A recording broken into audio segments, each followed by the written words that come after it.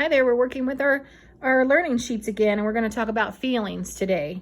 So if you look on the back, parents, the first thing it asks you to do is ask your child to touch the feelings. So see if they can touch them, like touch mad. Oh, there it is. Touch happy. There it is.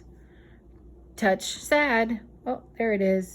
And see if they can do that. If they can't, remember, give them a little bit of time and then help them. Next, you can point to a face and ask your child, do they know how it feels? And see if they can tell you. And then the next is a fun game. Sometimes we do here in class, you imitate it. So you make the different faces together in a mirror. Go get in front of the mirror in the bathroom, or if you have a handheld one, you can do it wherever.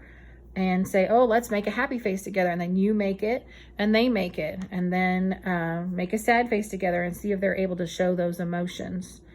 You could also sing like if you're happy and you know it, or if you're sad and you know it. Those kind of songs are fun. Or you could find one on YouTube to show too. For matching, for the next thing, it says you can draw some faces on a Post-it note and have your child match and sort them. So you could do more than one and see if they can find all the happy faces or all the sad faces.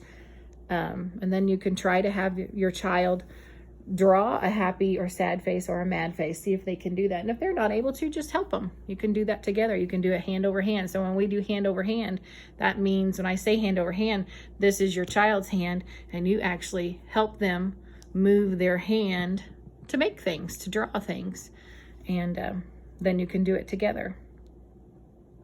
And then the last thing, it says you can hit pause on movies or shows and point out feelings of the characters, like on the picture board, and you can talk about it. Or in books, like the books that we are sending home, there's different feelings expressed in them sometimes. So you can stop what you're doing and say, oh, look, this person in the book is sad, or oh, this person is scared. So those are things that you can do to talk about them too.